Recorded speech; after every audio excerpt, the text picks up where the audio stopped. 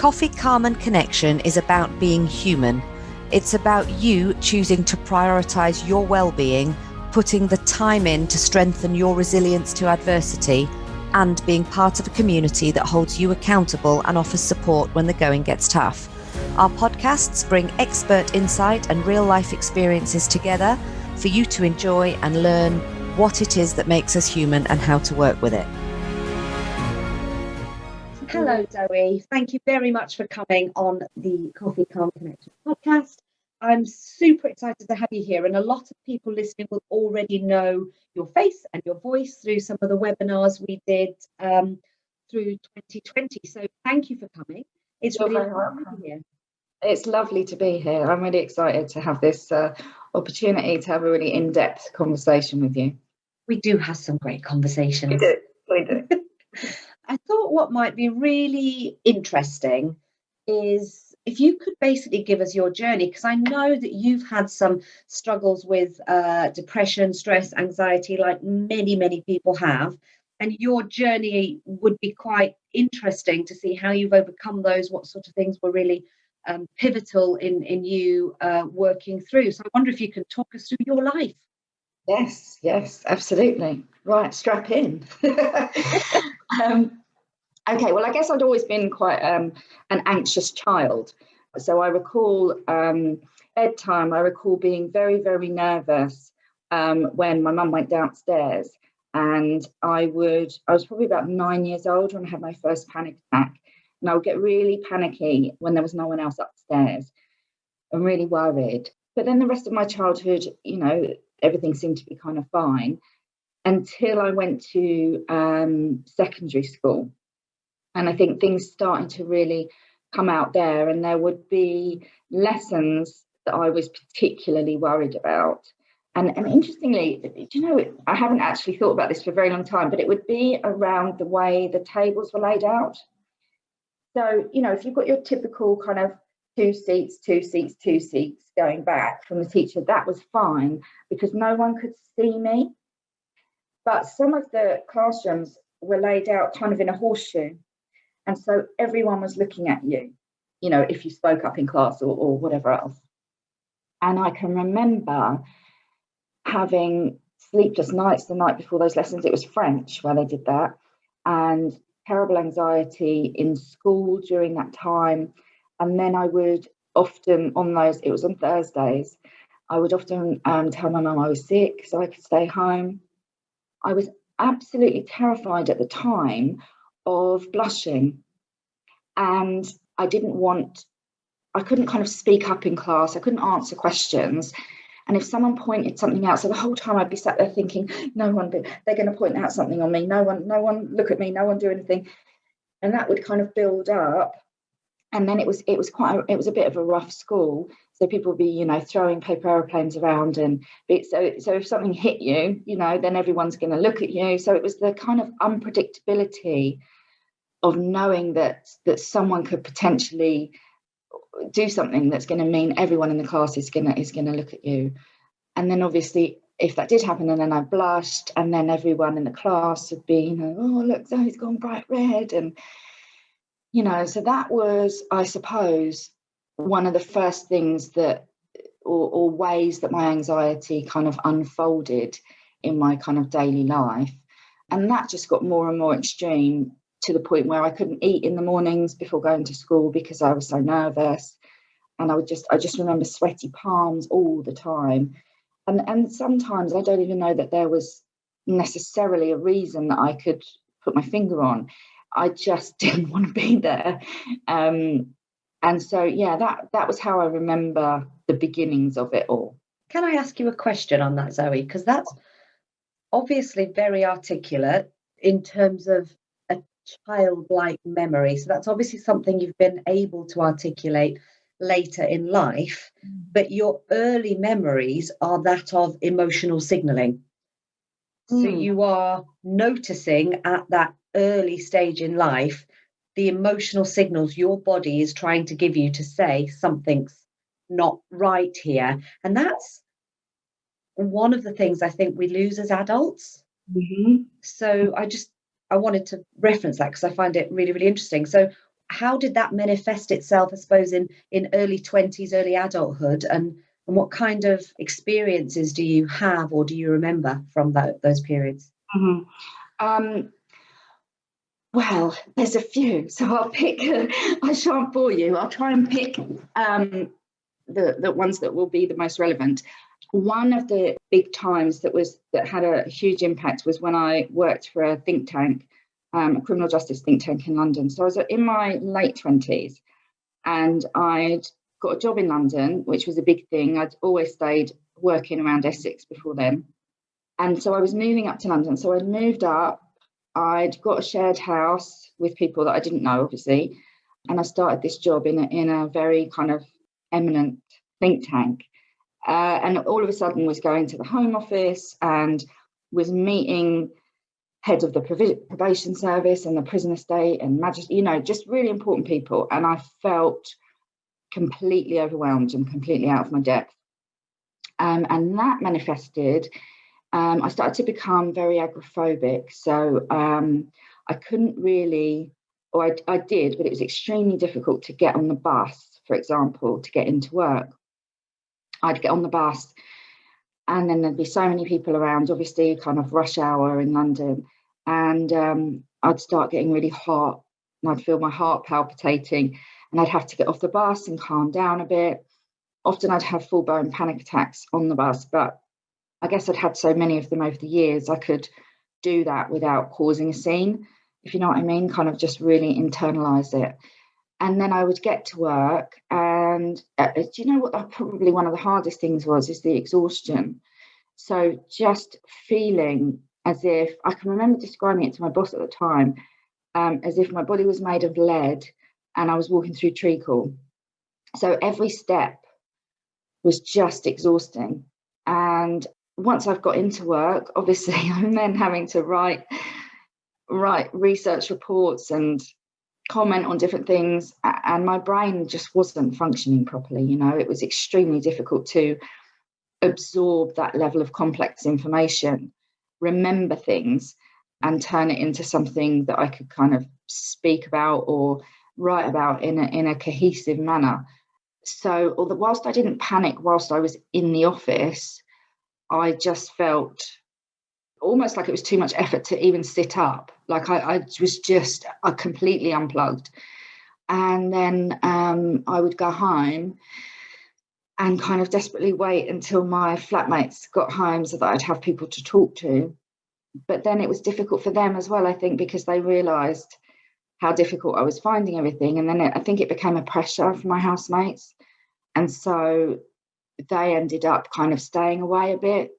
You don't realise, I think, when you're in the midst of being mentally unwell, that the impact on those around you is quite substantial and quite exhausting and quite draining for them. So, and at that time, you probably might want to put a trigger warning at the beginning of this, but at that time I was self-harming. So I was cutting myself and burning myself. And that was, for me, people self-harm for different reasons, but for me that was about almost like a suicide prevention.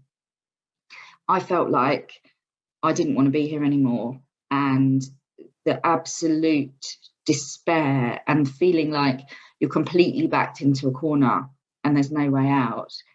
For me, the self-harm just shocks you out of that a little bit. It releases, all sorts of different chemicals and whatever so that you feel different. I guess there's the endorphins and things that are released when you're in pain, and that just allowed me to kind of continue. But obviously then there's the kind of shame and the guilt and everything of what you've done, and then you end up feeling worse about yourself. So it's not the most helpful tool, as I discovered. No, you touched on so many different elements there of sort of extreme, I want to call it extreme desperation to get out of a situation. It's understanding, being sort of imploded by the emotional signals that your body's going, help me. But a couple of things you said, internalizing your anxiety. And I had a meeting with someone that was really, really interesting. And what he said was, if you internalize any intense feelings, it comes out in different ways. So one of the things he was trying to point out to me is, why do I think my back and neck are always going and I'm always at the osteopath? And it's because I'm internalizing certain feelings. And I suppose that's kind of what you're explaining, obviously in a more extreme way, the method to release some of that. That's incredibly open of you. And I'm really grateful that you've shared that with us, because that must have been a really difficult time. It was really tough, but I think that, at that time I wasn't talking to people about it, and it was hidden and it was secretive. And I did later get to a point where I told work what was going on. I mean, not the exact details, but I told them about the anxiety and depression. But what I found, it was probably about 10 years ago that I started opening up about my mental health and being really honest about it. And actually, I've only ever found it to be a really positive experience, even if it's discussing things in the right context that are really quite dark. I've always found it to be incredibly positive. And I've always found the reaction, whereas you, in your head, you imagine often that people are going to be saying or thinking, oh my God, that person's a freak, or that person's, a complete failure, or whatever it is. Actually, when you are really open and vulnerable and honest, it's the exact opposite. And you kind of get this team of cheerleaders around you, and you get people coming out the woodwork saying, oh my God, I can't believe that you've talked about that. That's exactly how I felt, or my partner's going through this, or whatever. And it connects you. And, one of the things that we're so lacking in our society is proper, deep, meaningful connection. And I know that's something that you're really well aware of and interested in. And one of the ways to really develop our connections is by being open, being authentic, being vulnerable. And so it benefits me to do that as much as it benefits others to feel like they're not alone. Absolutely. So one of the conversations I've had recently was with somebody who we were describing often the superficial nature of a working environment can contribute to mental health or mental health problems because of that lack of real, genuine connection and sort of almost the unspoken competition that prevents any of that vulnerability being shown. And you have to almost be like a robot. You have to be the same every day. You have to be as effective, as competent every day. You're not late, regardless of the situation of the, travel or whatever. You're not showing emotions because of stuff that's going on at home. You have to be this kind of robot. And we're all trying to do that, and none of us are that. I had so on social media, I don't generally put much about sort of vulnerabilities, I suppose, but I had a moment this morning, and I did. And I suppose I was looking for a method of brain splurging the overwhelm, just to get rid of it, because I was trying not to direct it, I suppose, at my children. And I've had an awful lot of really positive feedback, because I know everybody's going through that at the moment. I know you are, given the, without wanting to date the podcast too much, the middle of lockdown, homeschooling, work, blah, blah, blah. And how intense that is on your emotions, your overwhelm, your ability to function. And I was really surprised by the response that I had, and grateful that I had done something that was opening up for others to go, do you know what? I can't do this either. I don't know which way's up.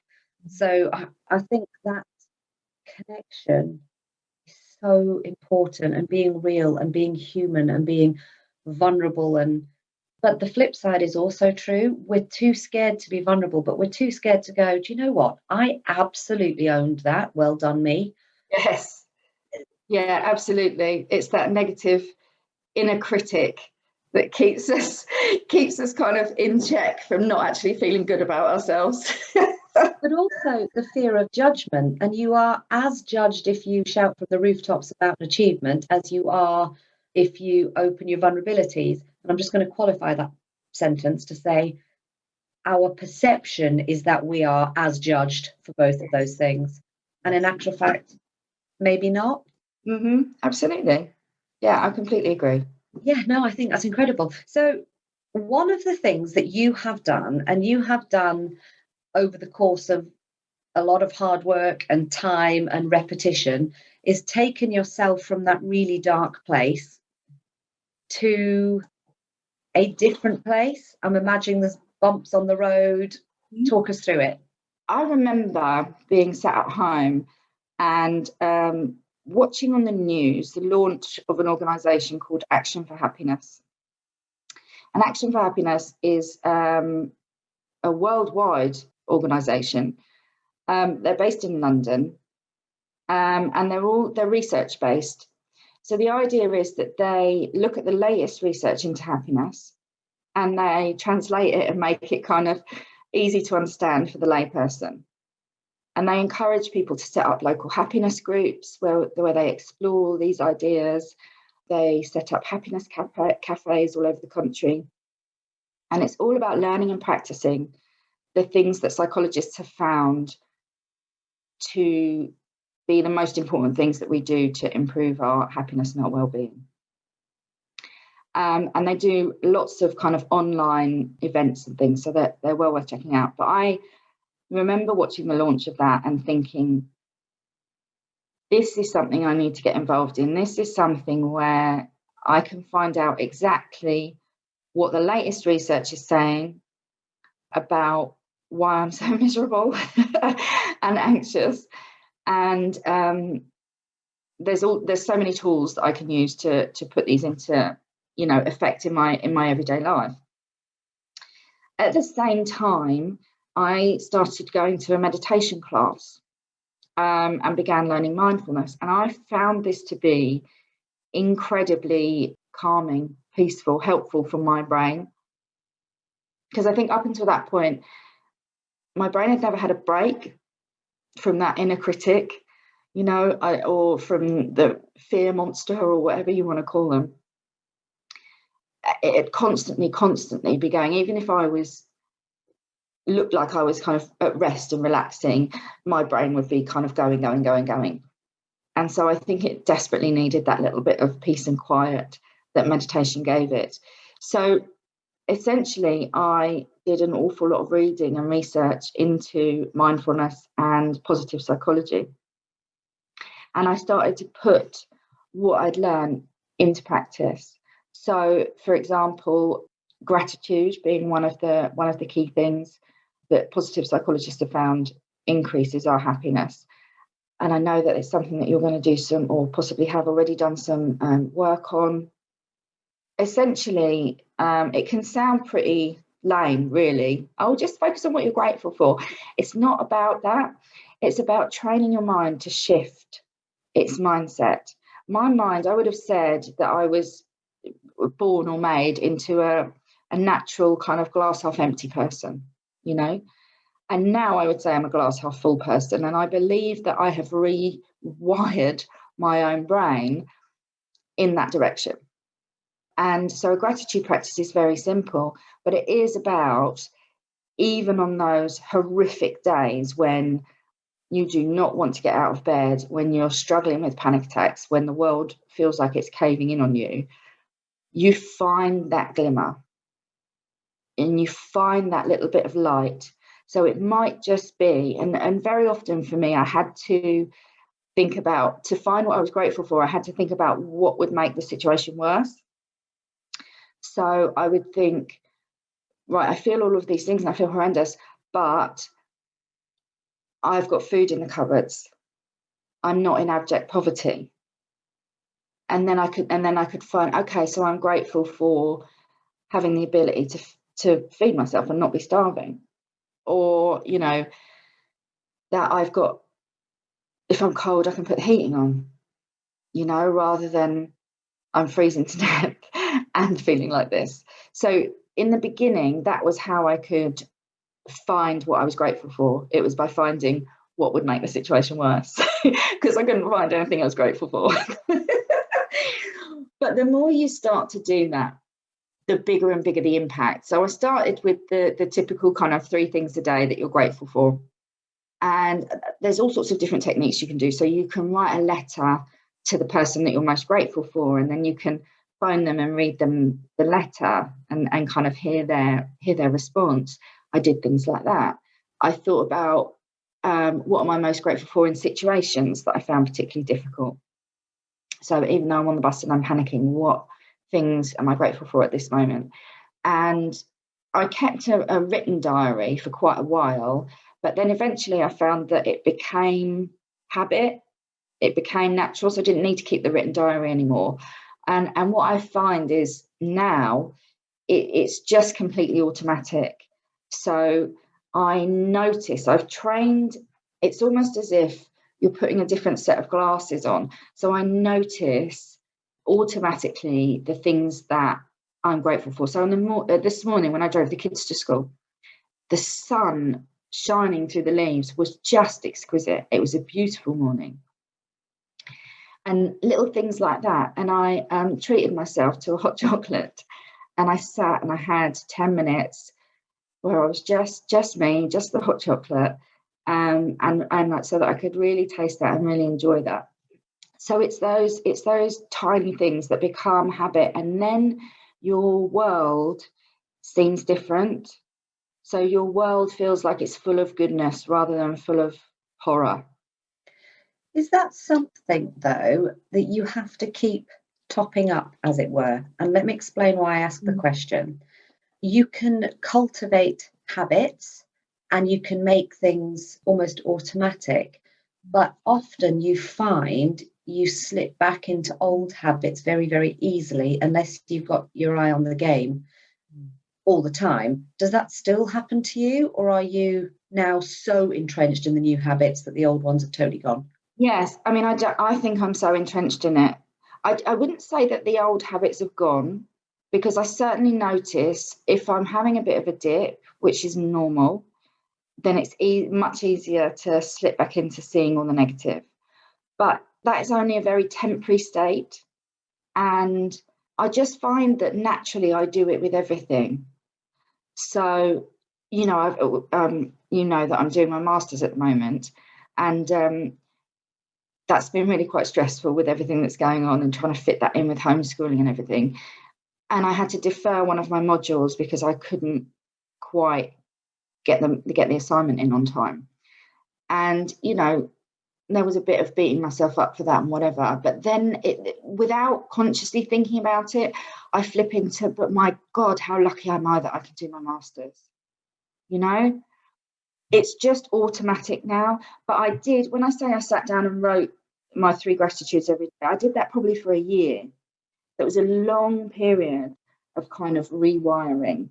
And then when I realized that I didn't need to write it down anymore, still every day as I woke up, oh, look at that, the sun's shining, oh, isn't it nice and toasty, you know, whatever it is. It just became really habitual. So I haven't found the need to kind of go back, but also because I talk about these things as well and teach and whatever, I guess it's very often at the forefront of my mind anyway. So there's 2 things. One is an anecdote I want to share with you, and the other one is on the now teaching these practices. I'm telling you that because when I forget in a moment what the second one was, you can remind me. Yeah. So I had a conversation with one of my kids not that long ago about pathways and roads. And if you can imagine sort of a grass field, and if you walk on the same part of the field over and over and over again, it starts to develop a path. If you keep doing it, it develops really something that's quite recognizable as a strong, defined path. And I was trying to explain to her the way the brain works and sort of the belief system or the habits you have. So if you continually go down the negative things and you notice the negativity, and you notice when I told you off, and you notice when I gave 2 biscuits to your sister and not to you, and you notice all of these things, you'll develop an idea that actually I don't like you very much. But I'm just going to point out some of these other things that have happened that if you chose to focus on, you could start to walk on a different piece of grass, and you could start to make that pathway.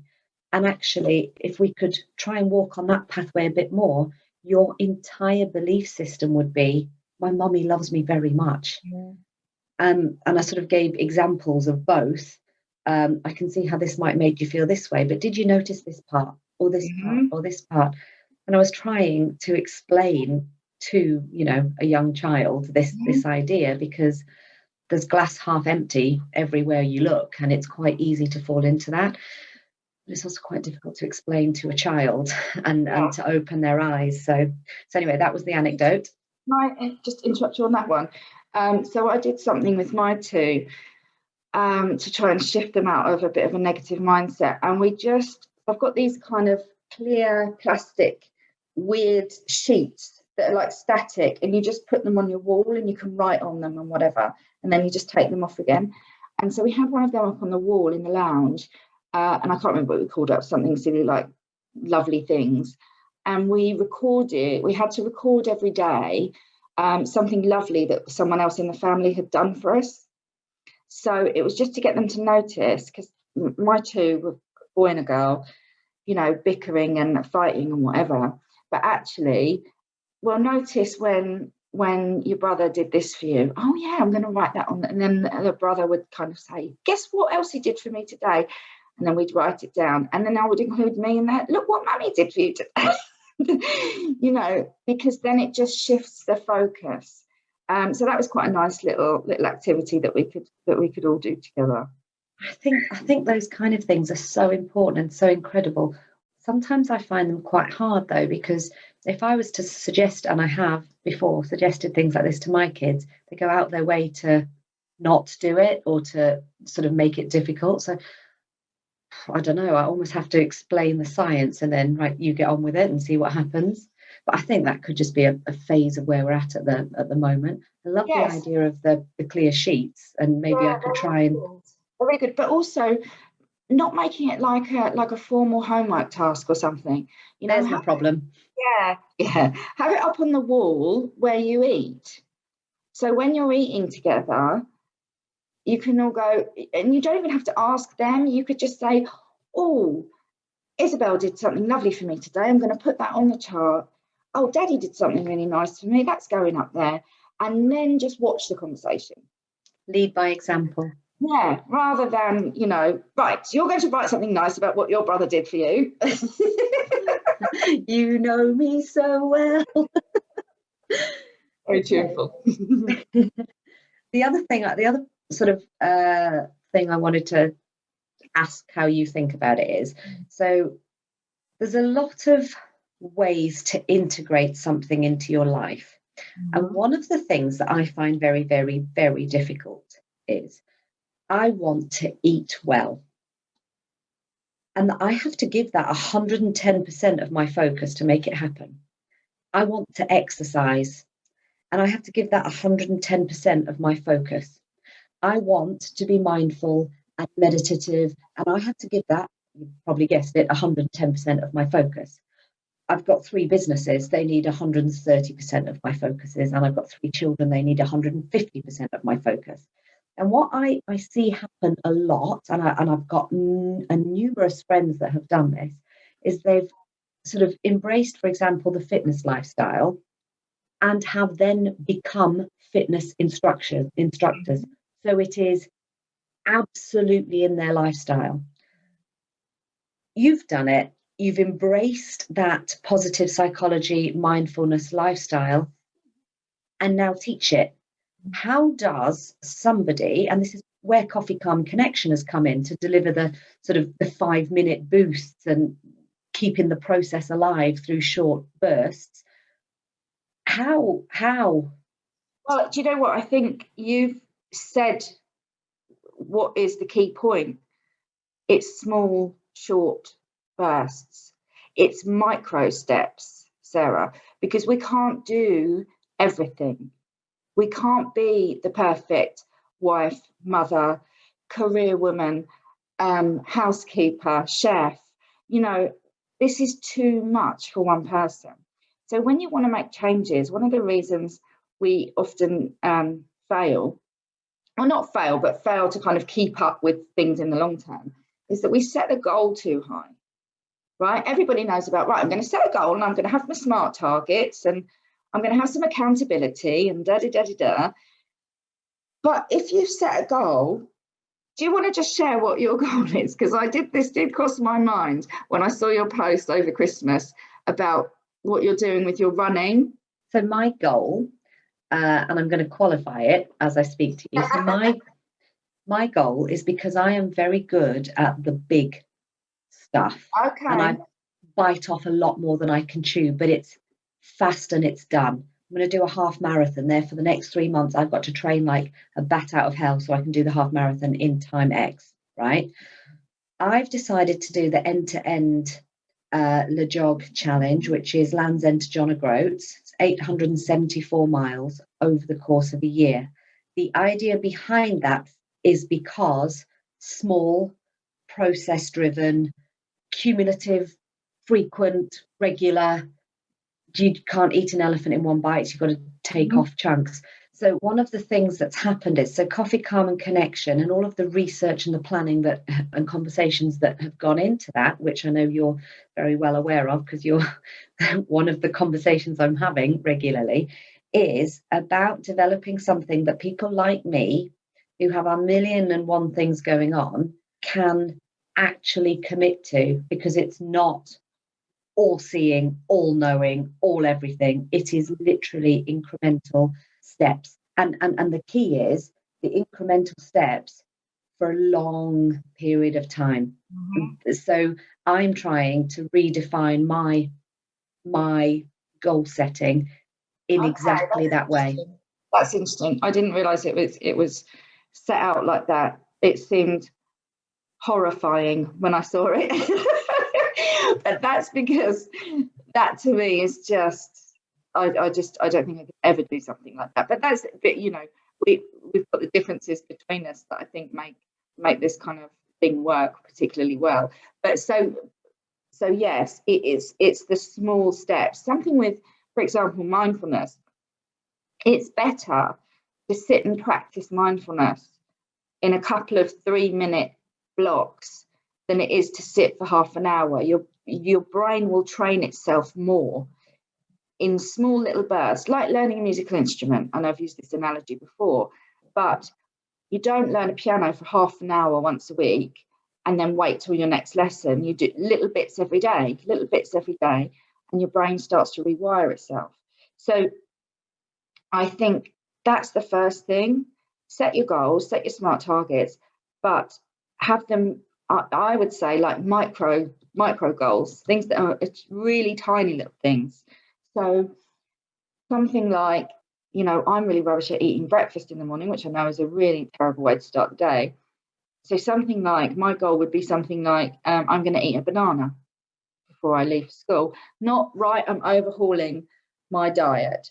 I'm going to do meal plans. I'm going to make sure I get my 5 fruit and veg a day. I'm going to do smoothies, because that's setting myself up to fail. But I can have a banana in the morning. And then a week or 2 in of doing that, okay, that's good. That's my habit. I'm going to introduce a smoothie on top of that, or a salad for lunch every day.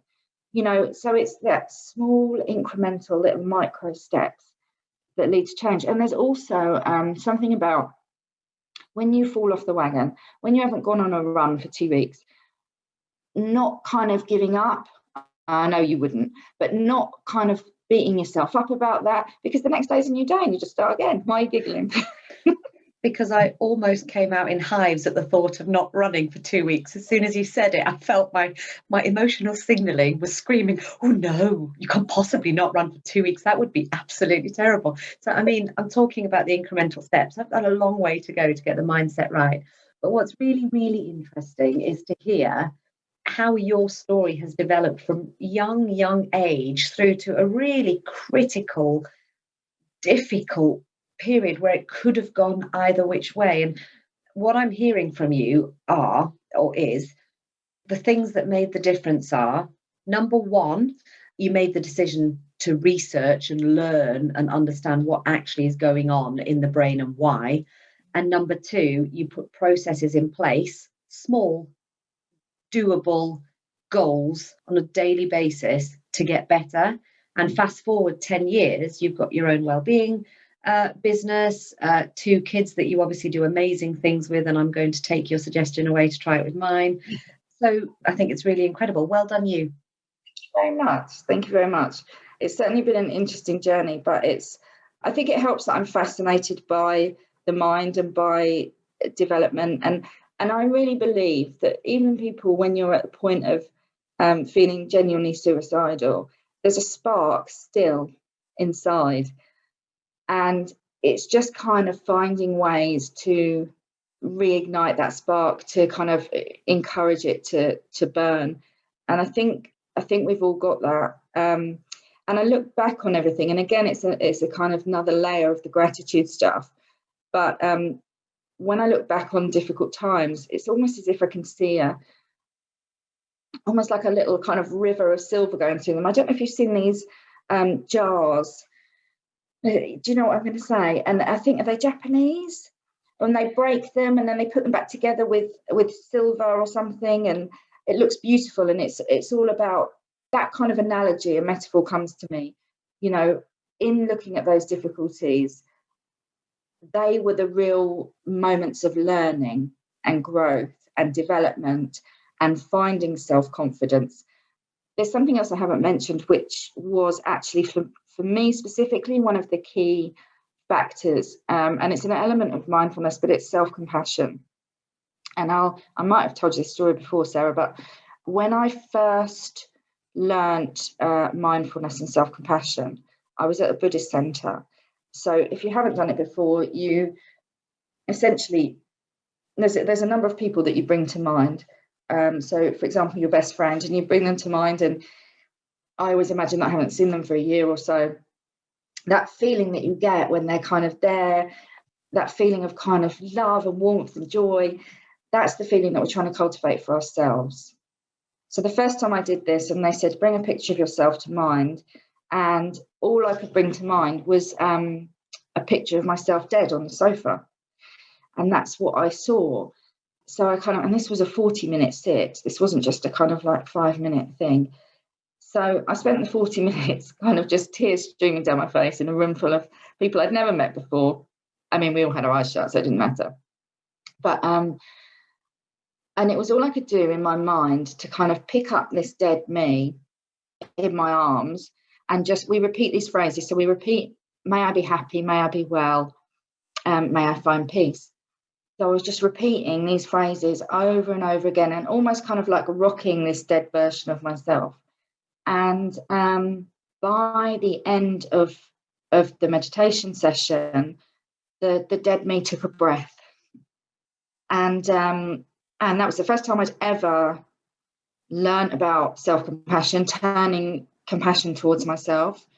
And I would say that a year of that practice was transformative for me. I think everyone who's got mental health issues should be looking at doing some self-compassion work, because we beat ourselves up terribly for feeling bad and not being able to function and cope like everybody else, and you know, all of this. So you kind of layer on guilt and shame and all of that to yourself. I don't actually think it's everybody who's got mental health issues. I think it's everybody, because I think everybody struggles with anxiety, guilt, shame at some point or other. So I think just learning to be a bit kinder to yourself is incredibly important. And I just wanted to touch on something you said earlier, that the Japanese jars. I think the sort of concept, and I'm not sure how to pronounce it, so anybody listening, please feel free to tell me. Ikigai, Ikigai, and it all comes from a town in Japan where they have the highest concentration of centennials because of the way they live their life, and it's all about finding beauty in everything, particularly the used or the broken or the refurbished. It's all about eating till you're 80% full, the right kind of foods, and actually it being really important to be out talking to people in the community, which is part of your day job, like that, you know, it's something that is integral to who they are as beings. So there is a book called Ikigai. It's incredible. I think it's Hector Garcia, Puigcerver, and Francesc Miralles. Okay. Will you put a link to that in there? Because I might have to get myself a copy of that. I shall put in the show notes that particular book. On that note, Zoe, it's been incredibly interesting to talk to you, and I am so grateful for your sharing what must have been an incredibly difficult time in your life. So I really appreciate your time. Thank you. No problem at all. Thank you for giving me the opportunity to share it and to talk to you, and it's been really positive. Thank you for listening to today's podcast. Your reviews, shares and followership is incredibly valuable to us. If you'd like to know more about our work through Coffee, Calm and Connection and how we can support you, please email us at hello@coffeecalmconnection.org or follow us on social media. Thank you.